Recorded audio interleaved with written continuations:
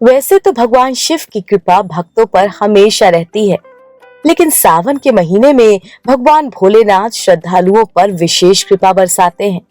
सावन का महीना शिव शंकर का सबसे प्रिय महीना माना जाता है। कहते हैं कि सावन में ज्योतिर्लिंग का स्मरण करने मात्र से ही शिव जी प्रसन्न हो जाते हैं। भगवान शिव प्रकाश स्तंभ के रूप में 12 ज्योतिर्लिंगों में विराजमान हैं। शिव के 12 ज्योतिर्लिंग भारत के अलग अलग स्थानों पर स्थापित हैं। आज हम आपको भोलेनाथ के 10वें ज्योतिर्लिंग नागेश्वर के बारे में पूरे विस्तार से बताएंगे। नागेश्वर ज्योतिर्लिंग। नागेश्वर ज्योतिर्लिंग का आकार 3 मुख वाले रुद्राक्ष की तरह है। रुद्राक्ष को भगवान शिव का अक्ष कहा जाता है।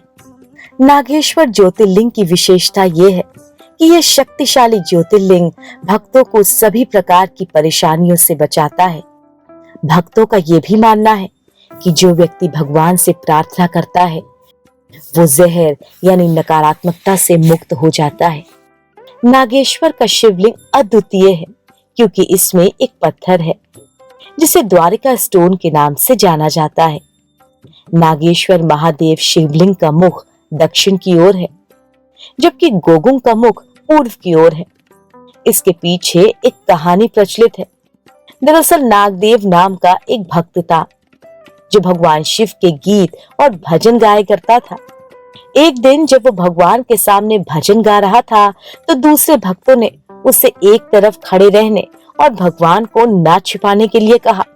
इसके लिए नामदेव ने उनसे एक दिशा सुझाने को कहा जिसमें भगवान मौजूद नहीं, ताकि वो वहां खड़ा रह सके।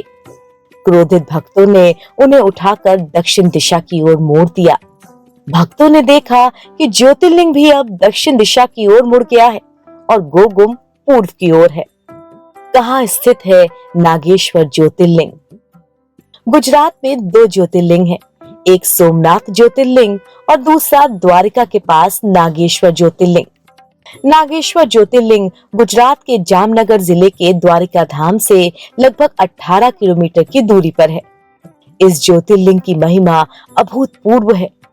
यहाँ श्री द्वारिकाधीश भगवान शिव का रुद्राभिषेक करते थे। पुराणों के अनुसार भगवान महादेव को नागों का देवता कहा जाता है। भगवान शिव के सहस्त्र नामों में से एक नाम नागेश्वर भी है। नागों के ईश्वर अर्थात नागेश्वर। नाग देवता हमेशा भगवान शिव के गले में विराजमान रहते हैं।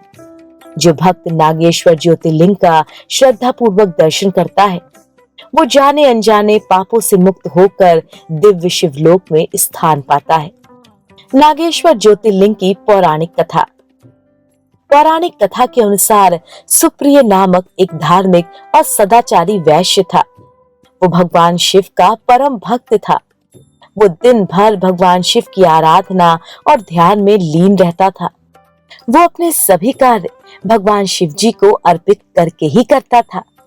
मन, क्रम, वचन सबसे वो शिव जी की पूजा में लगा रहता था। भगवान शिव के प्रति उसकी श्रद्धा से दारुक नाम का राक्षस बहुत घृणा करता था। वो निरंतर उसकी पूजा में रुकावट डालने की कोशिश करता था। एक दिन जब सुप्रिय अपनी नौका में सवार होकर कहीं जा रहा था, तभी दारुक ने उस पर आक्रमण कर दिया। सुप्रिय सहित सभी कैदियों को कैद कर दिया। अब सुप्रिय तो शिव जी का परम भक्त था, इस कारण वो कारागार में भी निरंतर भगवान शिव की पूजा श्रद्धा पूर्वक करने लगा। वो अपने स्थान यानी कि कारागार में कैद किए गए कैदियों को भी भगवान शिव की भक्ति की प्रेरणा देता था। इस बात का पता जब दारुक को चला तो वह अत्यंत क्रोधित होकर कारागार पहुंच गया। उस समय सुप्रिय भगवान भोलेनाथ के ध्यान में लीन था। सुप्रिय को इस अवस्था में देखकर दारुक और क्रोधित हो उठा। उसने सुप्रिय का ध्यान भंग करने की बहुत कोशिश की, लेकिन सफल न हो सका। दारुक के क्रोध की सीमा बढ़ी। उसने सभी को मृत्यु दंड का आदेश दे दिया, लेकिन सुप्रिय उसके इस आदेश से भयभीत नहीं हुआ और न ही ध्यान मुद्रा को भंग किया। इस आदेश से मुक्ति पाने के लिए वो ध्यान पूर्वक भगवान शिव की एकाग्र मन से आराधना करने लगा। उसे अपनी भक्ति तथा शिव जी की महिमा पर विश्वास था। उसकी प्रार्थना भगवान शिव ने स्वीकार की और उसी क्षण कारागार में एक ऊंचे स्थान पर चमकते हुए सिंहासन पर स्थित होकर ज्योतिर्लिंग के रूप में भगवान शिव प्रकट हो गए। शिव जी ने परम भक्त को दर्शन देकर अपना अस्त्र भी प्रदान किया, जिससे सुप्रिय ने दारुक राक्षस तथा उसके सहायक का वध करके शिव जी के धाम की ओर प्रस्थान किया। नागेश्वर ज्योतिर्लिंग का महत्व। मान्यता है कि नागेश्वर यानी नागों के ईश्वर वासुकी जी भगवान शिव के गले में कुंडली मारकर बैठे रहते हैं। इस मंदिर में स्थापित ज्योतिर्लिंग का दर्शन करने वालों के लिए भगवान शिव की बहुत महिमा है। कहा जाता है कि इस मंदिर में विष से संबंधित सभी रोगों से मुक्ति मिल जाती है। धार्मिक ग्रंथों में उल्लेख है कि इस पवित्र ज्योतिर्लिंग के श्रद्धा पूर्वक दर्शन करने से सभी पापों से मुक्ति मिलती है।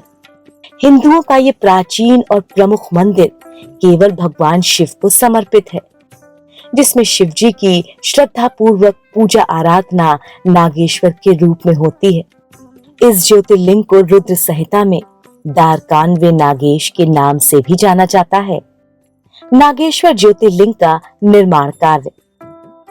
भगवान शिव जी के 10वें ज्योतिर्लिंग का निर्माण कार्य अत्यंत अद्भुत विधि से करवाया गया।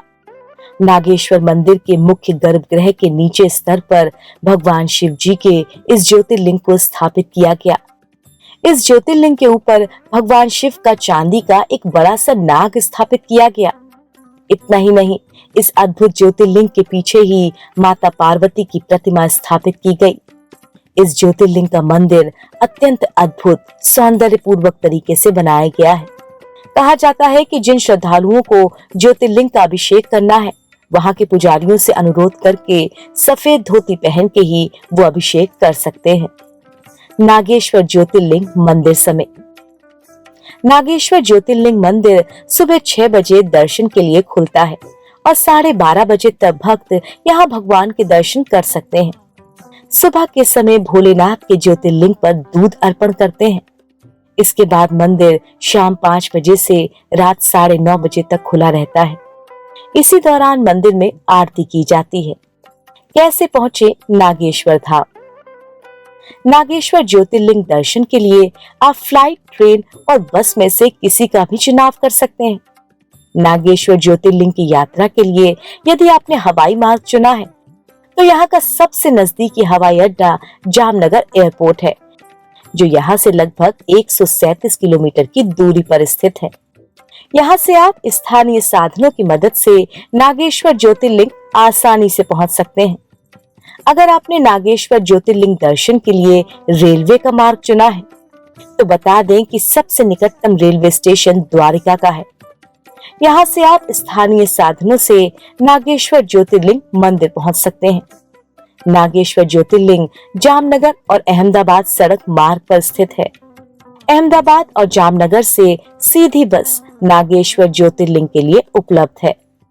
अगर आपको हमारा ये वीडियो पसंद आया हो, तो इसे लाइक, शेयर और चैनल को सब्सक्राइब जरूर करें।